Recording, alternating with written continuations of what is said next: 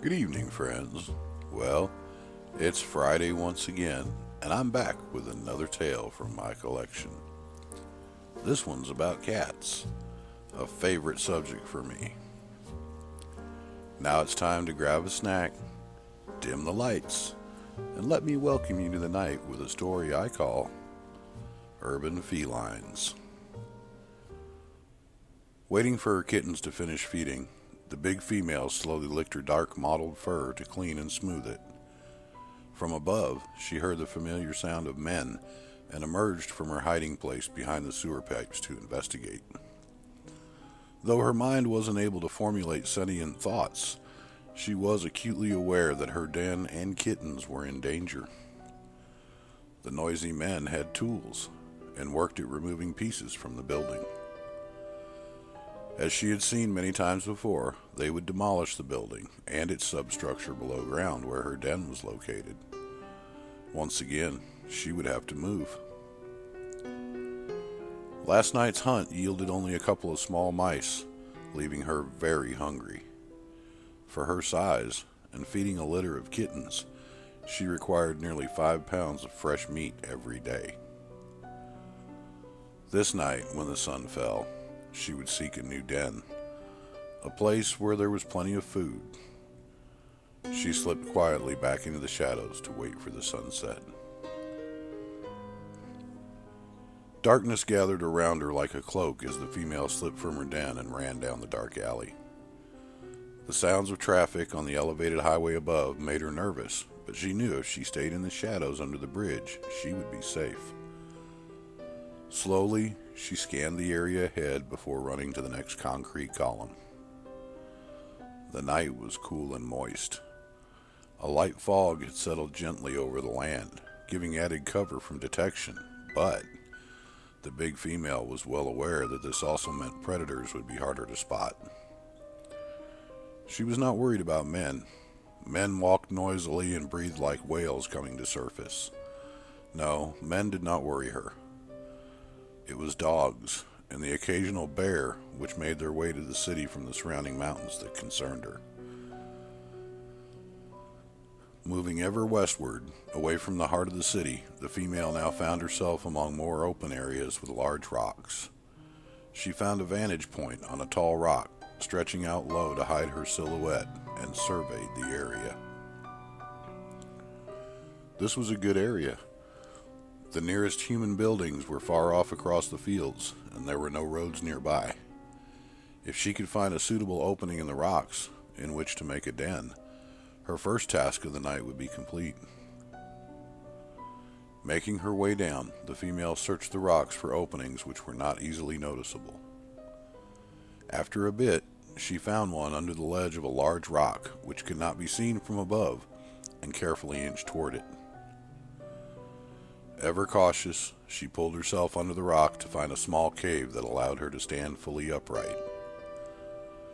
Carefully sniffing every bit of the cave, the female decided no other animal had been there recently, and it would make a welcome den for her new kittens.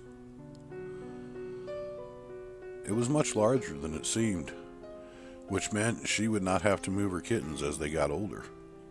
In fact, it was big enough to easily provide a home for 10 or more full-grown cats like herself. Exiting the cave, the female headed back to begin transferring her kittens to their new home. Several hours passed as she made the long trek from the old den back and forth to the new one with 4 of her 5 kittens. The night was now quiet, as very few cars traveled the elevated highway, and no people could be heard in the surrounding city. Slowly, she walked under the bridge, looking cautiously about for any signs of danger. She only had 1 kitten left to move to the new den, and then she would be able to hunt. Her stomach made small noises to remind her it was time to eat, and she tightened it without even thinking about it. Looking from the last concrete column across the open expanse to the alley, she prepared to cross. A sudden screeching of tires on the elevated road above her was followed by a loud crash, and she crouched as low as she could instinctively. Then a small scream pierced the night, and she saw something falling from the bridge above. It hit the ground with a thud, and she could smell blood. There was no movement apparent, and the female inched closer to investigate. The bloody mass was between her and her last kitten. As she got closer, she could hear gurgling sounds as the animal tried to breathe and knew it would soon die. Standing over it now, she saw it was a man, but even that was hard to tell from the way he was folded up. His legs were under him, as was one of his arms, and his head was pointing so that he was looking directly at her, even as she was looking at what should have been the top of his head. Clearly the neck was broken, and he was suffering. Shock prevented him from feeling any pain, but the man knew he was badly hurt. He could taste blood in his mouth, and it was hard to breathe. As his eyes adapted to the night, he could see something moving toward him slowly. As it moved from the shadows, he could see it was large and had green glowing eyes. He tried to call out, thinking it was a dog, but could only gurgle. It moved closer until it was standing above his face, and he realized this was no dog. It was a cat. A lion, maybe, but the coloring was wrong for a lion, and the face looked like an ordinary house cat.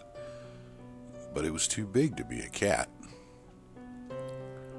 It looked to weigh at least 60 pounds, and its mouth was bigger than his hand. Their eyes locked, and as the cat realized he was suffering, the man realized the cat knew he would not live. It bent forward slowly, brushing his face with its soft, silky fur, and the man felt comforted for a moment before he realized the cat had clamped its jaws around his neck to suffocate him. He couldn't fight. He could only give up as darkness washed over him. The big female held on until she heard the man's heart stop beating and bounced off toward the alley with her kitten. There was no malice, nor did she care that she had killed a man. She had but followed her instincts and stopped the suffering. Arriving in the old den with her kitten, the female allowed it to nurse for a few minutes while she cleaned the man's blood off her fur. She had never tasted man before this, and the blood was sweet. She longed for more. Grabbing the kitten, she carefully left the old den for the last time and headed for the new den in the rocks, passing the dead man without even noticing he still lay there in a gathering pool of blood. Satisfied that her kittens were safe, the big female headed back into the night to find something to eat. She had forgotten about the man, but not the taste of his blood.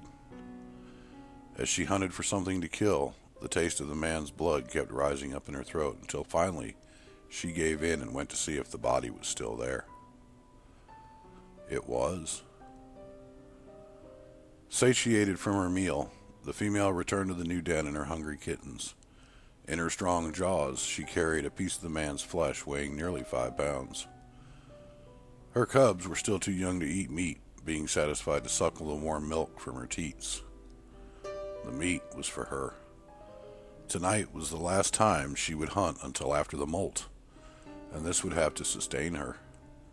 She gorged again before laying down. In her mind's eye, she saw the terrain upon which she must venture for food, and as she slept, this picture floated casually in and out like a visitor in the night. Slowly, the chemicals in her brain aligned themselves to the required colors, sending their message to the millions of hair follicles embedded in her skin. Within hours, each follicle began to grow a second hair of a color more suitable to the needs of her new home. The female woke to the grumbling of her stomach. She had not eaten since the sun rose and fell twice, and she needed nourishment. Slowly, she stretched her body to full length along the floor of the den, easing the kinks and cramped muscles. Her claws emerged from the sheaths in her paws as she yawned, clicking against the rocks in the dirt beneath her. The kittens lay against the rocks behind her, curled into tiny balls of fluff among themselves, making it difficult to distinguish one from the other. They nursed while she slept, and were quiet and content now, but she knew they would waken in several hours, ready to feed again. She slowly licked her paws to smooth the new fur before turning to nuzzle the mammary glands on her belly. They felt drained, signaling the need to feed and replenish them. They were also a bit tender, as her kittens were nearing the age to be weaned. She pulled herself to a standing position and arched her back to finish stretching. Her whole body itched from the new fur growth and shedding process, sending a ripple down her sleek back. Shaking herself to shed any remaining loose hair, she took several steps before turning to look at the pile of discarded fur where she had lay. With precise movements, she began to dig next to the pile of fur. When the hole was large enough, she pushed the fur into it and covered it over again. A beam of sunlight found its way through a crack in the rocks where she had made her den, and she sauntered over to it.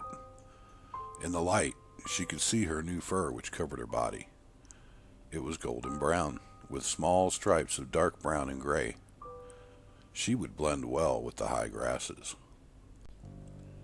She stretched out in the sunbeam and dozed in its radiant warmth until the sunlight faded, to be replaced in the crack by pitch blackness. It was time again to emerge from her sanctuary to hunt, and this time, she would bring back some meat for her kittens.